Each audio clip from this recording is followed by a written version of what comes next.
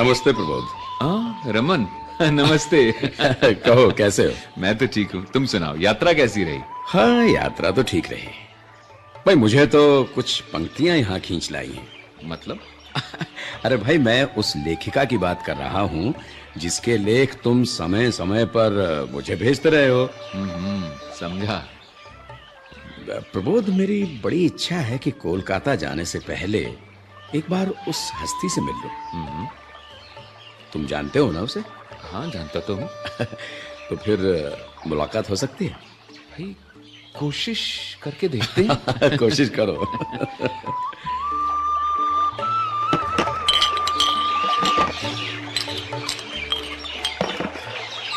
साहब, चाय।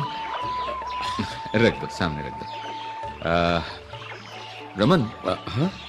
कोशिश कामयाब हो गई। अरे हाँ, मतलब?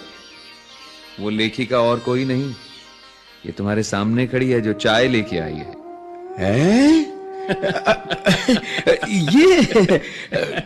ये भला कैसे हो सकता है? नमस्कार भाई साहब।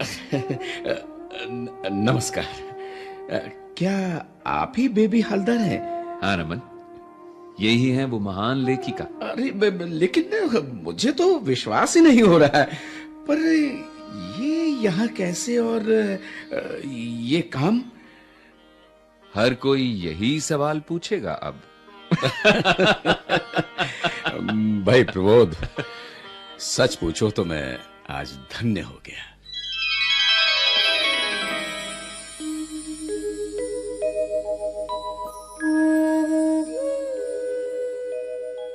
साथियों, ये कोई काल्पनिक कथा नहीं है, ये एक सच्ची घटना है। उस दिन प्रबोध जी के ड्राइंग रूम में महान लेखिका बेबी हलदर से मुलाकात करके रमन मानो अवाक रह गए थे। बेबी हलदर अब साहित्य जगत की जानी पहचानी हस्ती हैं। आज बेबी हलदर का नाम लेखन के क्षेत्र में एक पहचान बन चुका है।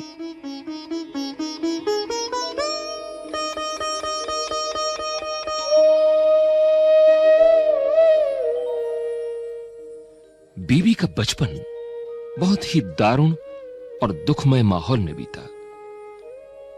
पिता घर पर कभी पैसे देते, कभी नहीं देते। घर में निरंतर तंगी और कलह के कारण मां घर छोड़कर चली गई। कुछ दिनों बाद पिता ने दूसरा विवाह किया और फिर तीसरा।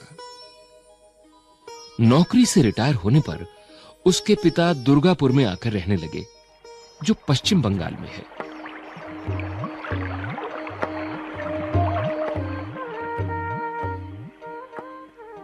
मुसीबतों ने यहां भी बेबी का पीछा नहीं छोड़ा।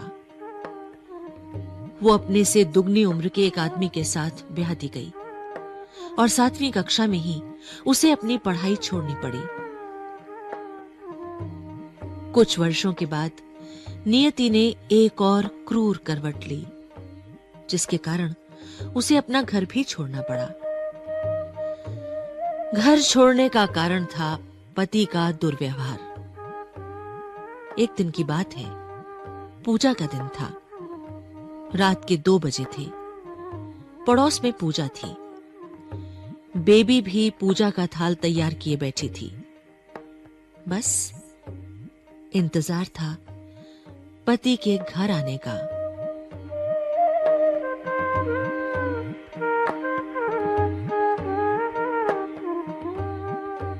अरे, आ गए आप? इतनी देर कैसे हो गई? क्यों? तुमसे पूछकर जाना होगा कहीं? नहीं नहीं, मैं तो वैसे ही पूछ रही थी। खाना तैयार है, आप खाना खा लीजिए। अब वो आज मेरा उपवास है। पड़ोस में पूजा चल रही है। अब आप कहीं तो मैं वहां हो आऊं? कितनी देर लगेगी? बस पूजा खत्म होते ही चली आऊंगी। जल्दी आ जाना। जी।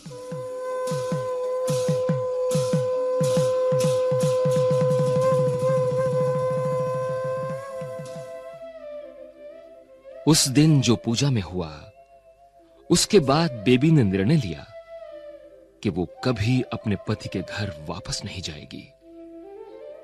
हुआ यूं कि उस दिन बेबी के पति ने सबके सामने बेबी की खूब पिटाई की। बात क्या थी ये तो ना बेबी को पता था, ना ही पूजा में उपस्थित लोगों को, और ना ही शायद बेबी के पति को।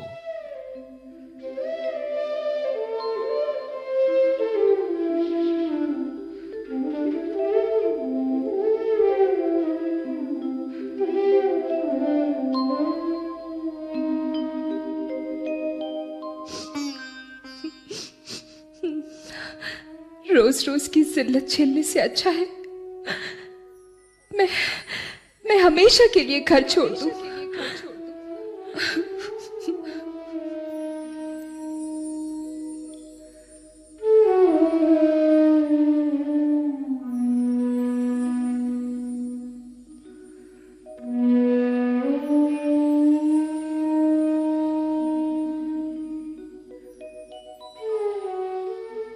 और फिर अपने तीनों बच्चों को लेकर दुर्गापुर के रेलवे स्टेशन से उसने गाड़ी पकड़ी और ढेरों प्रश्न मन में लिए वो चल पड़ी, एक ऐसे आशियाने की तलाश में जहां उसके लिए सुख के कुछ पल हों और उसके बच्चों के लिए सुनहरा भविष्य।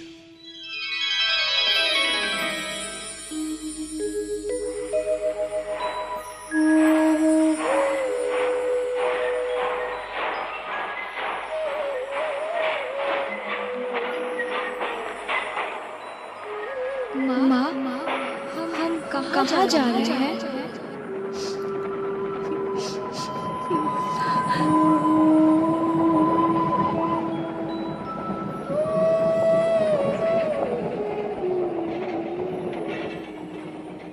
सब कुछ छोड़कर जा तो रही हूँ, पर क्या होगा आगे?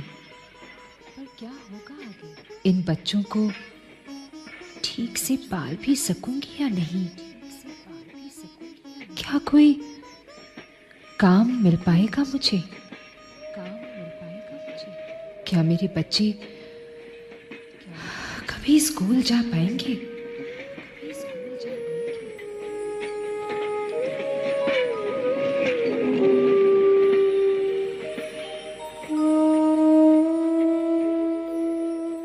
और फिर बेबी जुट गई इन्हीं प्रश्नों के उत्तर की तलाश में।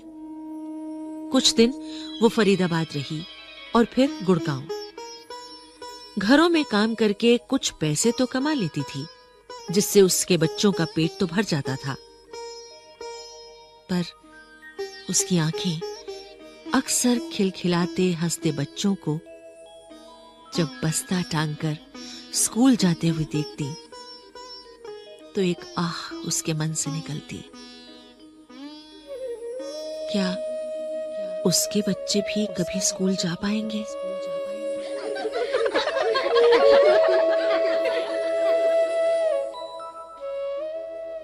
समय का पहिया अबाध गति से चलता गया और एक दिन उसने श्री प्रबोध कुमार के घर पर नौकरी कर ली। इनको हम तातुश के नाम से जानते हैं। मुंशी प्रेमचंद के नाती प्रबोध कुमार, जो आज एक वरिष्ठ कथाकार हैं।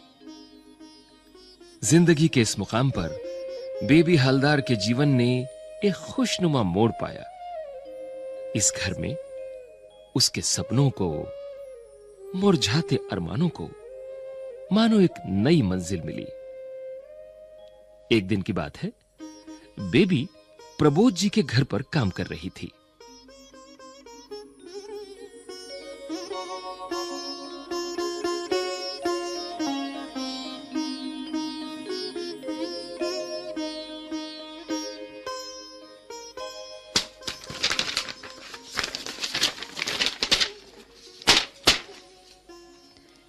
हाँ, अब तो काफी काम निपटा लिया है।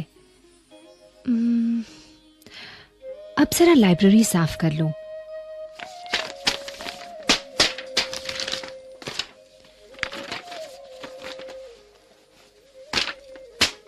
अरे वाह, कितनी अच्छी किताबें हैं। ऐसा लगता है मानो ये किताबें कुछ कहना चाहती हैं मुझसे। अच्छा, अब जरा इस किताब को खोलकर देखूं। बेबी, क्या देख रही हो बेबी? जी, मैं हाँ हाँ, कहो ना, क्या देख रही हो इस किताब में? जी, मैं कुछ किताबें देख रही थी। मुझे ये बड़ी अच्छी लगती हैं। ये तो बहुत अच्छी बात है। अच्छा, क्या तुम्हें पढ़ना लिखना आता है? 7वीं तक पढ़ी हूँ बाबूजी। अच्छा, फिर ये बताओ कि तुम किसी लेखक का नाम जानती हो? हाँ, रविंद्रनाथ ठाकुर, काजी नजरुल इस्लाम, शरद चंद्र, सत्येंद्रनाथ दत्त। बहुत खूब, बहुत खूब। तुम्हें तो बड़े बड़े लेखकों के नाम याद हैं। अच्छा चलो, एक काम करो, ये किताब लो जी, और आज इसे पढ़कर दिखाओ। आमार मेई बेला तस्लीम नसरीन। वाह बेबी, तुम्हें पढ़ने का शौक है? शौक होने से क्या होता है बाबूजी, लिखना पढ़ना तो अब होने से रहा। क्यों होगा, क्यों नहीं? अब मुझे देखो, अभी तक पढ़ता हूं। अरे भाई, जब मैं पढ़ सकता हूं तो तुम क्यों नहीं? अच्छा चलो, तुम एक काम करो जी। इस किताब को घर ले जाओ। जी, हाँ, और जब भी समय मिले तो इसे पढ़ना जरूर। जी। बहुत अच्छा बाबूजी।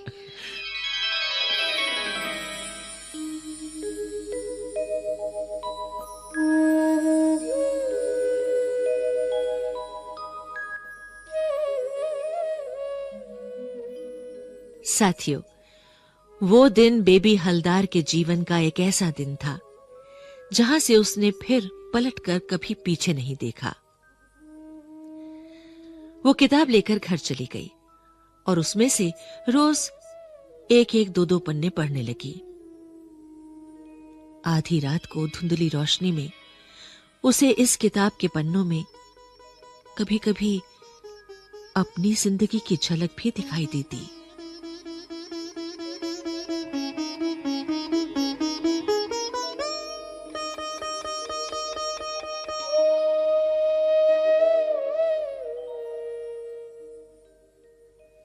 बेबी, जी, तुम जो किताब ले गई थी उसे ठीक से पढ़ तो रही हो? जी, मैं उसे रोजाना पढ़ती हूँ। अच्छा, तो ठीक है, आज मैं तुम्हें एक चीज दे रहा हूं। इसका इस्तेमाल करना, समझना कि ये मेरा ही काम है।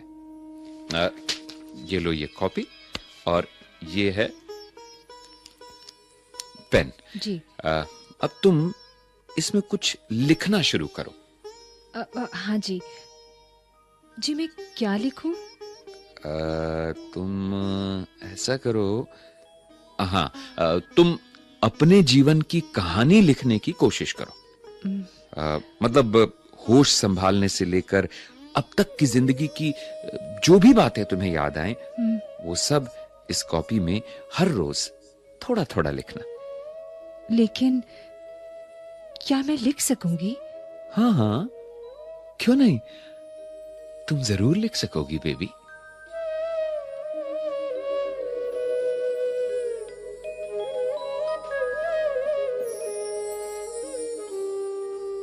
रात के अंधेरे में एक काम वाली के हाथ में किताब देखकर आसपास के लोग हैरान होते और तरह तरह की बातें करते।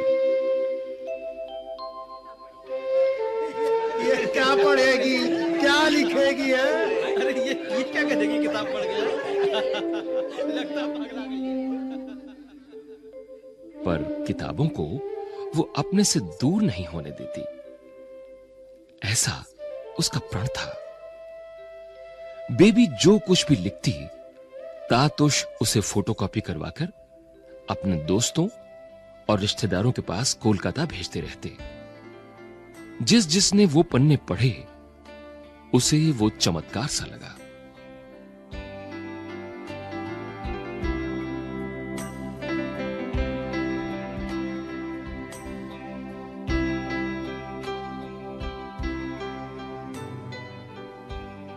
बेबी, जी। इधर आओ। ये लो, तुम्हारी चिट्ठी आई है। मुझे चिट्ठी कौन लिखेगा तातुश? मुझे चिट्ठी लिखने वाला कोई नहीं है। अरे भाई, चिट्ठी तो तुम्हारा ही नाम है, पर हाँ, लिखी मेरे एक दोस्त ने है। अच्छा। दरअसल तुम्हारे लिखे हुए कुछ पन्ने भेजे थे मैंने उसे। देखें क्या लिखा है उसने, पढ़ो। आप ही पढ़ दीजिए ना। मैं? हाँ। अच्छा ठीक है। लिखते हैं, प्रिय बेबी, मैं बता नहीं सकता कि तुम्हारी डायरी पढ़कर मुझे कितना अच्छा लगा। मैं जानना चाहता हूं कि इतना अच्छा लिखना तुमने कैसे सीखा। तुम्हारा लेखन उत्कृष्ट है। अरे वाह, मुबारक हो बेबी। आगे लिखते हैं, मैं बहुत लज्जित हूं कि तुम्हें बांग्ला में नहीं लिख सकता। मैं बांग्ला पढ़ सकता हूं पर लिख नहीं सकता। इस उम्र में भी तुम्हें चिट्ठी लिखने के लिए बांग्ला लिपि सीखने की इच्छा तो होती है, पर जरा मुश्किल है। तुम्हारी कहानी जानने की मेरी बहुत इच्छा है। यहां मेरे जिन जिन बंधु बांधवों ने तुम्हारी डायरी पढ़ी है, वो सब उसे लेखन का चमत्कार मानते। मेरे एक बंधु ने कहा है कि वो तुम्हारी रचना को किसी पत्रिका में छपवाने की व्यवस्था करेंगे। लेकिन उससे पहले तुम्हें अपनी कहानी को किसी एक मोड़ तक पहुंचाना होगा। आशा करता हूं कि तुम कभी लिखना नहीं छोड़ोगी, और ये बात किसी भी दिन नहीं भूलना कि भगवान ने इस पृथ्वी पर तुम्हें लिखने के लिए ही भेजा है। ये सब क्या मेरे लिए लिखा है? हाँ बेबी, मुबारक हो। भाई, अगर बेबी तुम्हारा नाम है तो ये सब तुम्हारे लिए ही लिखा है उन्होंने। मैंने ऐसा क्या लिखा जो इन लोगों को इतना अच्छा लगा? उसमें अच्छा लगने की क्या बात है? अरे भाई, कुछ तो होगा। देखो, अब तुम इस बारे में ज्यादा ना सोचो। तुम बस अपना काम किए जाओ। बस लिखो और पढ़ो।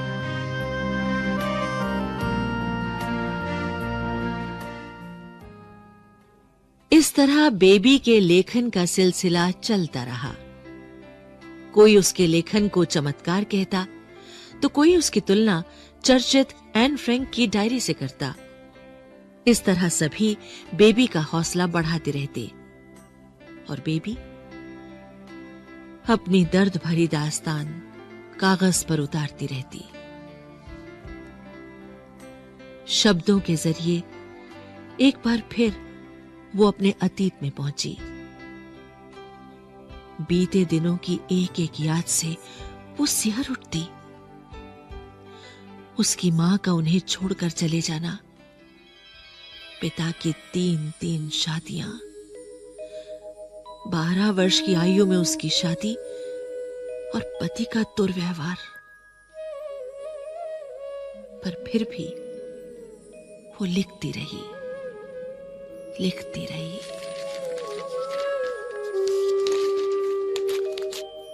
कितनी देर लगेगी? बस पूजा खत्म होते ही चली आऊंगी। जल्दी आ जाना। जी। माँ, हम कहाँ जा रहे हैं?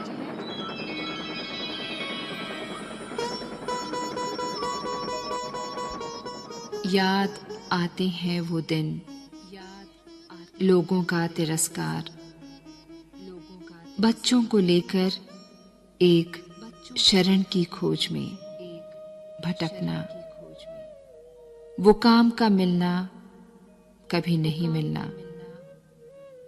सब कुछ बदल गया है।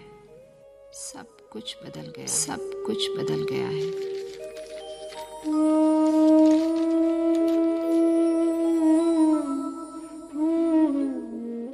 धीरे धीरे उसने अक्षरों से आरंभ किया। अक्षर वाक्य बने, और वाक्य बने अध्याय।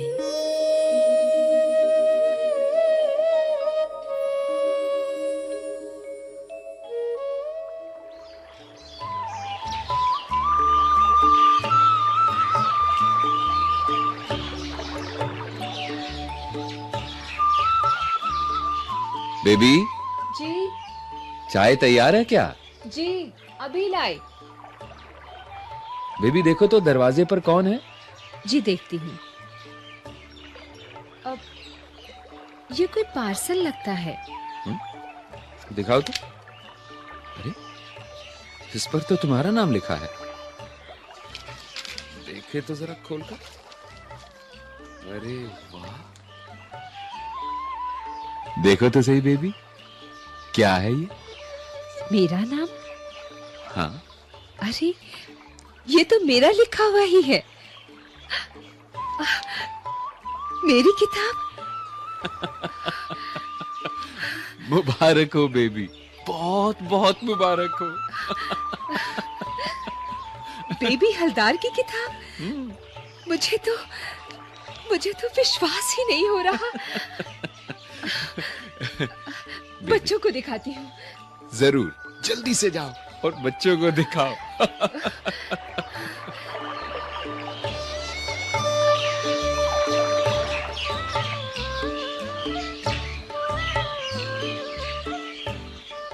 बच्चों बताओ तो ये क्या लिखा है? माँ, तुम तो जानती हो पढ़ना, हमसे क्यों पूछ रही हो? अरे देख तो, जरा पढ़। बेबी हलदार। माँ, तुम्हारा नाम किताब में, माँ का नाम किताब में। माँ, ये तो कमाल है।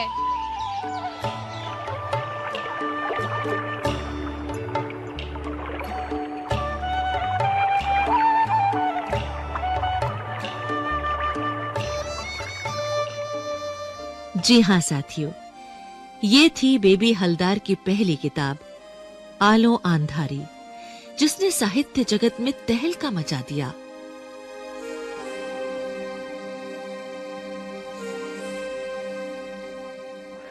আমি শ্রীমতী বেবি হালদারের লেখা উপন্যাস পড়েছি।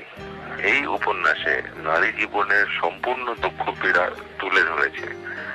আমি এই উপন্যাস পড়ে সত্যি উপকৃত হয়েছি। आलो आंधारी का अर्थ है अंधेरे में उजाला। सच, बेबसी से जूझती, अपना घर-बार छोड़कर एक नए आशियाने की तलाश में दुर्गापुर से गुड़गांव तक की यात्रा करने वाली बेबी हलदार के जीवन के अंधेरों में उजाला ही तो था। आज भी उनका लेखन जारी है, अनवरत जारी है।